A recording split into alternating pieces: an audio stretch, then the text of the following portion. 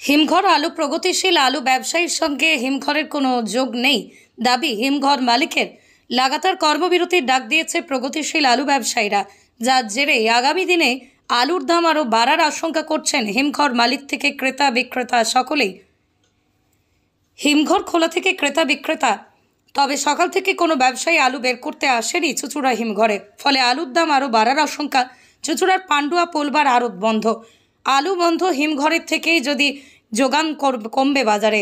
হিমঘর থেকে যে আলু দুদিন আগে বের করা হয়েছিল তা বাজারে নেই বললেই চলে, ফলে বাজারে আলুর সংকট দেখা যাবে।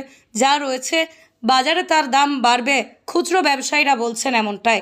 আজ খোলা বাজারে জ্যোতি আলু 32 থেকে 33 টাকা, চন্দ্রমুখী 38 থেকে 40 টাকা কিলো রয়েছে। চুঁচুড়া হিমঘরের কর্ণধার রাজেন্দ্র প্রসাদ আগরওয়াল বলেন, অন্যান্য দিনের মতোই সকাল থেকে হিমঘর খোলা আছে, তবে কোনো ব্যবসায়ী আলু বের করতে আসেনি। যদি কোনো ব্যবসায়ী বা চাষি তার আলু বের করতে আসে তাতে আমরা বাধা দিতে বাধ্য। এখন পর্যন্ত তো কোনো ব্যবসাদার আজকে আসেনি আমার স্টোরে, এখন পর্যন্ত দেখতে পাচ্ছি না। বলুন না, এমনি কি মাল কাড়াবেন? মাল এখন যদি আমাদের স্টোর খোলা আছে, যদি কেউ পার্টিরা মাল চায়, চাষিরা মাল চায়, আমরা দিতে তাদের বাধ্য।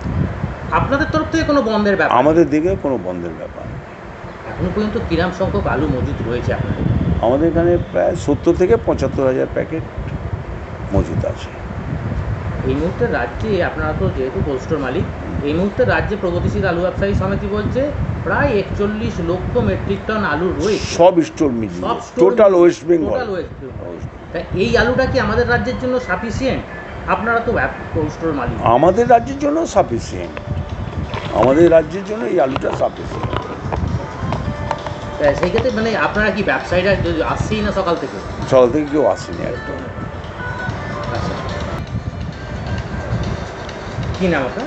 আমরা রাজেন্দ্র প্রসাদ আগরওয়াল। আমাদের তরফে কোনো বন্ধ নেই, আমাদের সাথে প্রগতিশীল আলু ব্যবসায়ীদের কোনো বন্ধ নেই। সব হিমঘর মিলিয়ে রাজ্যে 41 লক্ষ মেট্রিক টন আলু রয়েছে, যা রাজ্যের জন্য যথেষ্ট। এখন যদি আলু না বের করে পরবর্তী সময়ে মজুদ বেশি হয়ে যাবে।